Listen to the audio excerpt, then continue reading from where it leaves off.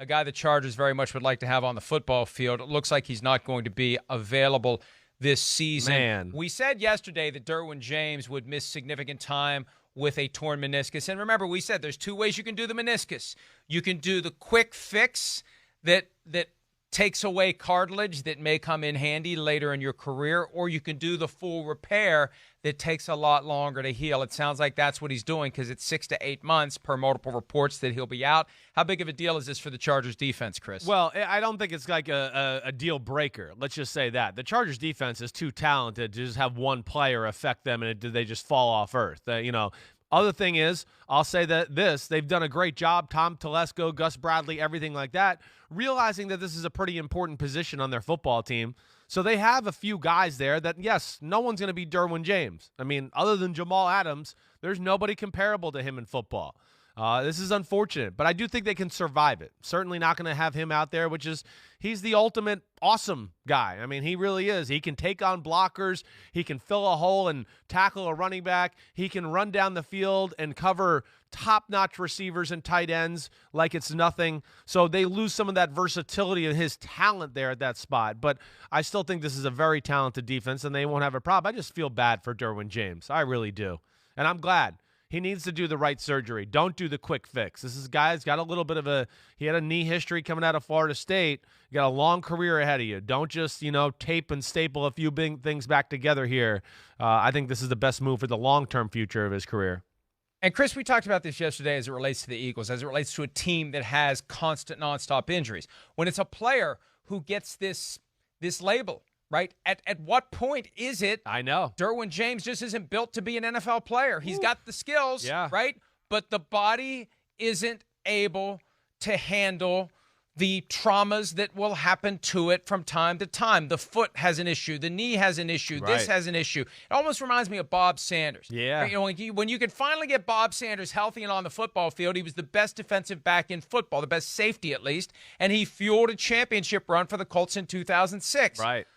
But you couldn't keep him on the field, right? In part because he threw his body into harm's way. Right. He welcomed it like and kamikaze. almost didn't understand the connection between doing that and maybe getting injured. Right. But I maybe that's the way Derwin James plays. Maybe he plays with that same kind of abandon and he's not going to. How do you value him after his third NFL season and give him a big money contract if he's going to miss all of the year? It pushes everything back a season now for him and for his career. And he's got to establish he can stay healthy before the Chargers make a huge commitment. I agree. You're right. I mean, whether we like it or not and how much we like him as a player and gosh, I like him as a person too.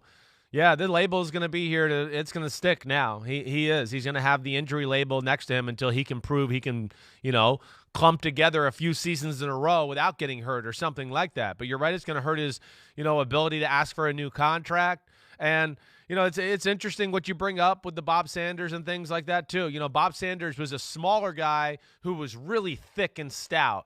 Derwin James, he's a long, wiry guy, which doesn't always mean you're made to be, in the mosh pit and take on blocks and, deal with the intensity and weight of some of those collisions that go inside the tackle box there. That's where he's rare because, he can do that, but yet he could get on the edge of a defense and run down Lamar Jackson if you watch him in college or watch him in the pros his rookie year, do stuff like that. That's where it's unique. But, maybe that is something we're going to watch for here. Maybe, that's something he's going to have to improve about his physical ability, become a little thicker and stronger, maybe compromise a hair speed for that so he can take the wear and tear of the job. Well, it's definitely an issue for him, and it's an issue for the Chargers. And now there's an issue as it relates to replacing Derwin James. Here's part of the press availability from Monday with Chargers head coach Anthony Lynn on the question of whether one fairly recognizable name may be added to the fold in L.A. A couple weeks ago, you mentioned that, you guys weren't inquiring about Earl Thomas. Has that changed at all? He's obviously a guy that knows your defensive system pretty well. Well, we have a lot of guys here in this camp that knows our system really well.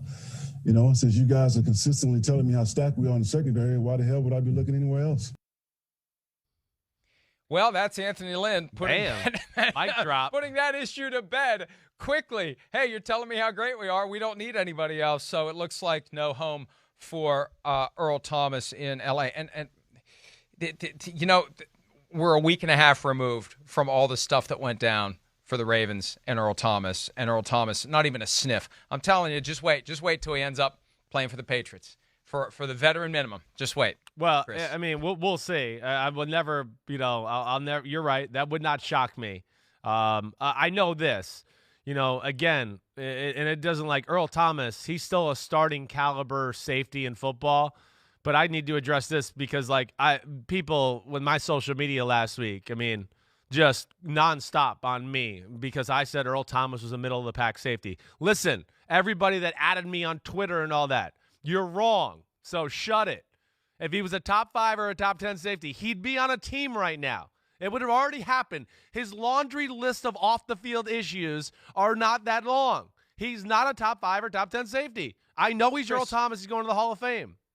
Chris, you're overlooking one very important I fact. understand. No. Go ahead. All 32 teams are wrong, and the people on Twitter are right. Oh, you're you're right. You're right. I know. It's probably, and I'm the biggest fool on TV. That's right. That's what I. Well, you're right there. You'll agree with them 3 there. years of experience tells me there is something to be said about that. All right. So the Chargers have to go forward without Derwin James, and we feel bad for Derwin James. And and here it happens every year. Key player, big name gets injured, and the train keeps rolling, and it's out of sight, out of mind. Just like Ben Roethlisberger last year, Cam Newton last year, it's going to happen, and this is the first big name, at least big name from the perspective of people who pay close attention. Not necessarily a household name as far as football fans go, but Derwin James out for the year. Not good, obviously, especially because it felt like this was the year he was really going to establish himself. Yeah. Hi, I'm Mike Tirico, and thanks for watching.